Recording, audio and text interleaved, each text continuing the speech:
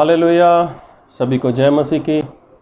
मैं अमरीक जॉय और आज एक बार फिर मेरे YouTube channel Hindi Punjabi Bible study Amrik Singh, इस चैनल के ऊपर मैं आपका स्वागत करता हूं।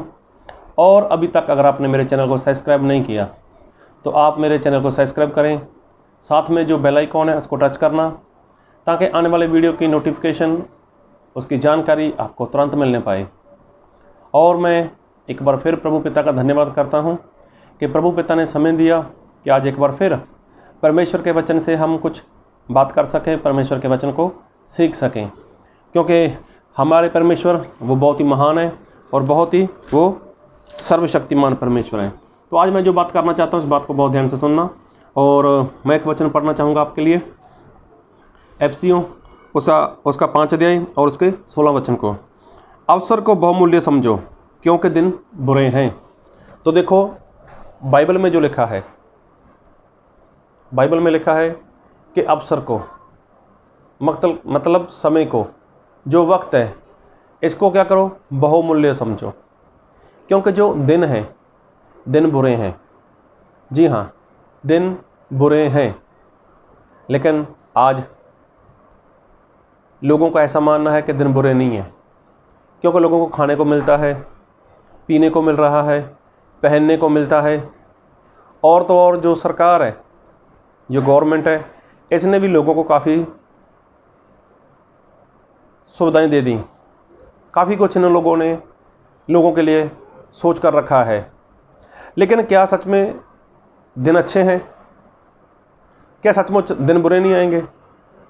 अगर आप खाते हो, पीते हो, पहनते हो, अच्छे घर में रहते हो, आपके पास अच्छी गाड़ी है, बैंक बैलेंस है, अच्छा एसी है, 2 व्हीलर है, 4 व्हीलर है, सब कुछ अच्छा है आपके पास, तो क्या ये जो परमेश्वर का वचन लिखा है कि दिन बुरे हैं, तो क्या ये वचन सही नहीं है? ये बात परमेश्वर के आत्मा ने लिखवाई है कि दिन बुरे हैं।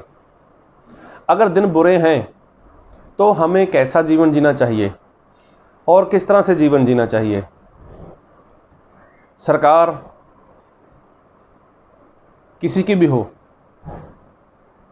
कोई क्या बोलता है, हमें उसको नहीं सुनना। हमें देखना है परमेश्वर के वचन को, हमें सुनना है परमेश्वर के आवाज़ को कि प्रभु यीशु मसीह ने ऐसा बोला कि दिन बुरे हैं, दिन बुरे हैं। अगर आप मत्ती रचे सुसमाचार उसका 24 अध्याय पढ़ोगे तो वहाँ पर कितना कुछ लिखा है। प्रभु यीशु मसीह ने वहाँ पर 2 बातें की। एक तो आपने आने के दूसरी बार आने की बात की, और एक बात हुई थी वहाँ पर संसार का अंत। फिर अगर आप वही बात मरकुस में पढ़ते हो तो मैं थोड़ा पढ़ ही देता हूँ आपके लिए। मरकुस उसका 13 अध्याय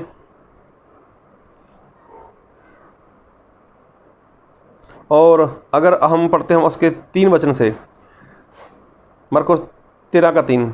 जब वह जैतून के पहाड़ पर मंदिर के सामने बैठा था तो पतरस और याकूब और यूहन्ना और अंद्रयास ने अलग जाकर उससे पूछा, हमें बता कि ये बातें कब होगी और जब ये सब बातें पूरी होने पर होंगी उस समय का क्या चिन्ह होगा? यीशु ने उनसे कहा, चौकस रहो कि कोई तुम्हें भरमाए ना भरमाए। बहुतेरे मेरे नाम से आकर कहेंगे मैं वही हूँ, और बहुतों को भरमाएंगे। जब तुम लड़ाइयाँ और लड़ाइयों की चर्चा सुनो तो ना घबराना, क्योंकि इनका होना अवश्य है, परंतु उस समय अंत ना होगा, क्योंकि जाति पर जाति और राज्य पर राज्य चढ़ाई करेगा। हर कहीं भूकंप होंगे और अकाल पड़ेंगे, यह तो पीड़ाओं का आरंभ ही होगा। अभी यहाँ पर प्रभु यीशु ने बहुत सारी बातें की। मैंने पढ़ा उसके 8 तक, 3 से लेकर 8 तक। अगर आप फिर पढ़ो आगे तो वहाँ पर पता चल जाएगा कि प्रभु यीशु मसीह ने क्या बोला। मैं फिर पढ़ना चाहूँगा 9 से। परंतु तुम अपने विषय में चौकस रहो, क्योंकि लोग तुम्हें महासभाओं में सौंपेंगे और तुम पंचायतों में पीटे जाओगे और मेरे कारण हाकिमों और राजाओं के आगे खड़े किए जाओगे, ताकि उनके लिए गवाही हो। पर अवश्य है कि पहले सुसमाचार सब जातियों में प्रचार किया जाए। जब वह तुम्हें ले जाकर सौंपेंगे तो पहले से चिंता न करना कि हम क्या कहेंगे, पर जो कुछ तुम्हें उसी घड़ी बताया जाए वही कहना, क्योंकि बोलने वाले तुम नहीं हो परंतु पवित्र आत्मा है। भाई को भाई और पिता को पुत्र घात के लिए सौंपेगा, और बच्चे माता पिता के विरोध में उठकर उन्हें मरवा डालेंगे। और मेरे नाम के कारण सब लोग तुमसे बैर करेंगे, पर जो अंत तक धीरज धरे रहेगा उसी का उद्धार होगा। उनके लिए हाय और प्रार्थना किया करो कि जय जाड़े में ना हो, क्योंकि वह दिन ऐसे क्लेश के होंगे कि सृष्टि के आरंभ से जो परमेश्वर ने सिरजी है अब तक ना तो हुए और ना फिर कभी होंगे। देखो, इतने भयानक, इतने बुरे दिन वो आने वाले हैं। ये बात प्रभु यीशु मसीह ने अपने चेलों को बहुत पहले बोल दी थी कि दिन बहुत बहुत बहुत भयानक हैं। जब से इस सृष्टि की रचना हुई तब से लेकर उस समय तक ना तो ऐसा महाक्लेश कभी हुआ, ना ऐसे दुख के दिन कभी आए और ना ही कभी आएंगे।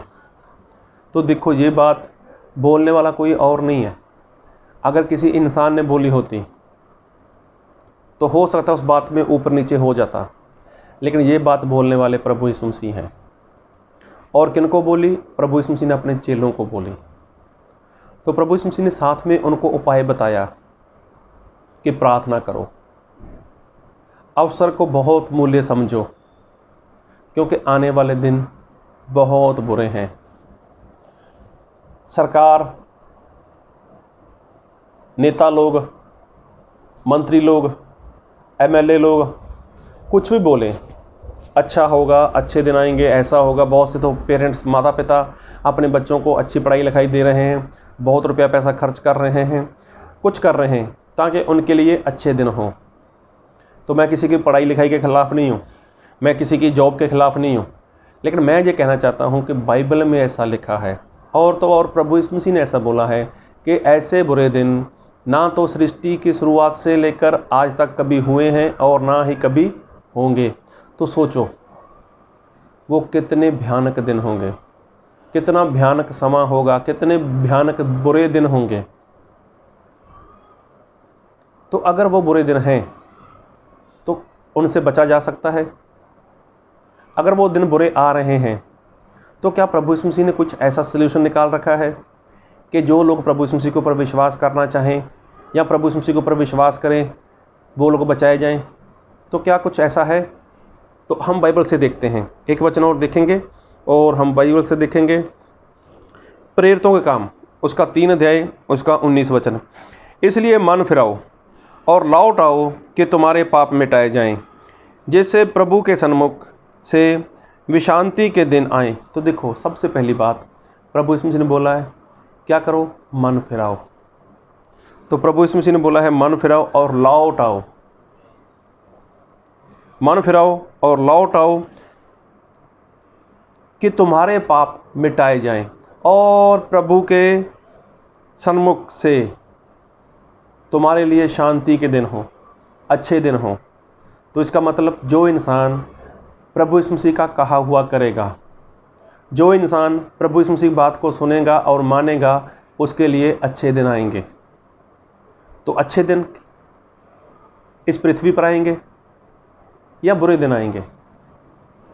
अभी 2 बातें हैं। एक वचन तो लिखा है कि ऐसा कष्ट, ऐसा क्लेश पृथ्वी की शुरुआत से लेकर उन दिनों तक कभी हुआ ही नहीं है और कभी होगा नहीं। और दूसरी बात लिखी है कि प्रभु यीशु मसीह के सन्मुख से विश्रांति, अच्छे दिन आएंगे, शांति के दिन आएंगे। तो वो शांति के दिन कब आएंगे और किसके लिए आएंगे? तो इस बात को बहुत ध्यान से सुनना और समझना। और आज मैं जो बात करना चाहता हूँ और मैं वचन पढ़ूंगा आपके लिए, यशायाह भविष्यवक्ता, उसका 11 अध्याय। अगर आप उसका वचन पढ़ोगे ना तो मैं पढ़ूंगा आपके लिए 6 वचन से।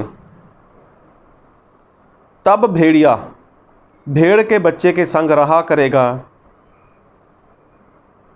तब भेड़िया भेड़ के बच्चे के संग रहा करेगा और चीता बकरी के बच्चे के साथ बैठा करेगा और बछड़ा और जवान सिंह और पाला पोसा हुआ बैल तीनों इकट्ठे रहेंगे, और एक छोटा लड़का उनकी अगुवाई करेगा।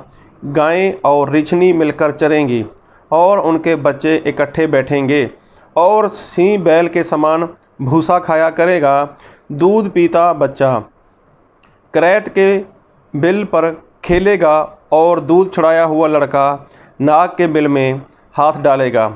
मेरे सारे पवित्र पर्वत पर ना तो कोई दुख देगा और ना हानि करेगा, क्योंकि पृथ्वी यहोवा के ज्ञान से ऐसी भर जाएगी जैसा जल समंदर से भरा रहता है। तो देखो, ये है अच्छे दिन, ये अच्छे दिन हैं।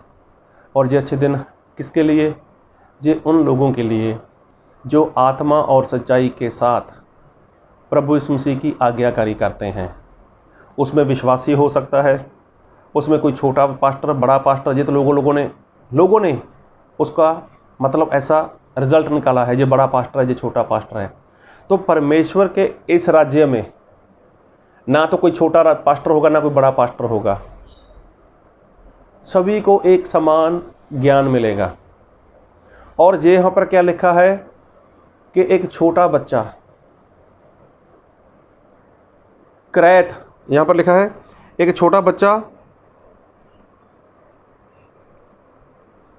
करैत के बिल पर खेलेगा। और यहाँ पर जितने पशु लिखे हैं वो पशु देखो, अभी इस संसार में देखो, उनकी एक दूसरे के साथ जमती नहीं है। अगर सिंह के सामने कोई पशु आ जाए तो वो उसको मार कर खा जाएगा, लेकिन तब इतनी शांति होगी, तब इतना कुछ होगा। तो अगर ऐसा भी हो जाए, तब भेड़िया भेड़ के बच्चे के संग रहा करेगा, भेड़िया और भेड़ का बच्चा। तो आज भेड़िया क्या करेगा? भेड़ के बच्चे को खा जाएगा। फिर लिखा है और चीता बकरी के बच्चे के साथ बैठा करेगा। चीता देखो, चीते को क्या चाहिए? वो तो बकरी चाहिए, बकरी का बच्चा चाहिए खाने के लिए, लेकिन वो उसके साथ रहा करेगा। और बछड़ा और जवान सिंह और पाला पोसा हुआ बैल तीनों इकट्ठा रहेंगे। अभी देखो, एक जवान सिंह के सामने बछड़ा आ जाए तो उसको मार कर खा सकता है। और फिर लिखा है बछड़ा और जवान सिंह और पाला हुआ बैल, ये तीनों साथ में रहेंगे। मतलब ना तो बैल को और ना बछड़े को। सिंह का मतलब शेर का डर नहीं रहेगा। अभी देखो कितनी शांति रहेगी, कितने अच्छे दिन रहेंगे। फिर लिखा है और एक छोटा लड़का उनकी अगुवाई करेगा। मतलब एक छोटा लड़का उनके ऊपर क्या करेगा? हुकूमत करेगा, उनकी अगुवाई करेगा। गायें और रीछनी मिलकर चरेंगी, और उनके बच्चे इकट्ठे बैठेंगे, और सिंह बैल के समान भूसा खाया करेगा। देखो, सिंह बैल के समान भूसा खाया करेगा। तो ये कब होगा? जब अच्छे दिन होंगे, जब शांति के दिन होंगे। फिर लिखा है दूध पीता बच्चा करैत के बिल पर खेलेगा, और दूध छुड़ाया हुआ लड़का नाग के बिल में हाथ डालेगा। मेरे सारे पवित्र पर्वत पर ना तो कोई दुख देगा और ना हानि करेगा, क्योंकि पृथ्वी यहोवा के ज्ञान से ऐसी भर जाएगी जैसा जल समंदर से भरा रहता है। तो अभी देखो, परमेश्वर बोलते हैं तब उन दिनों में कोई किसी को दुख नहीं देगा, चाहे कोई पशु है, चाहे कोई छोटा लड़का है, तो कोई किसी को दुख नहीं देगा। मतलब वो अच्छे दिन होंगे। तो अच्छे दिन किसके लिए होंगे? जो प्रेरितों के काम रसूलों के करतब 3:19 में पढ़ा, मन फिराओ और तुम्हारे पाप मिटाए जाएं, और परमेश्वर के सन्मुख से तुम्हारे लिए शांति के दिन हो। मतलब जो इंसान अपना मन फिराएगा, पश्चाताप करेगा और पाप की क्षमा के लिए बपतिस्मा लेता है, तो प्रभु यीशु मसीह बोलते हैं उनके लिए क्या होगा? अच्छे दिन आएंगे। और अच्छा दिन एक दिन के लिए नहीं होगा, 24 घंटे के लिए नहीं होगा। अरे बाइबल में अगर देखते हैं तो 1000 साल का राज्य जो इसी पृथ्वी के ऊपर परमेश्वर के लोग करेंगे। 1000 साल का राज्य इसी पृथ्वी के ऊपर करना है। तो आज आपके पास बहुत रुपया पैसा है, अच्छा घर है, अच्छी गाड़ी है, अच्छा बंगला है, आपको कहीं ना कहीं कोई ना कोई परेशानी है, आपके जीवन में शांति नहीं हो सकती।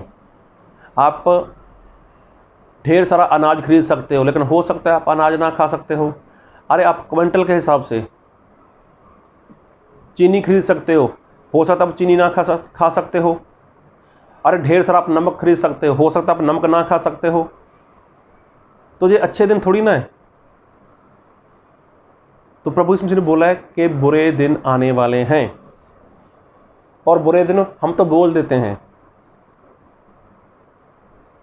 परमेश्वर का कोई दास ऐसा बोल देगा बुरे दिन आते हैं, आने वाले हैं, लेकिन ये बात प्रभु यीशु मसीह ने बोली है।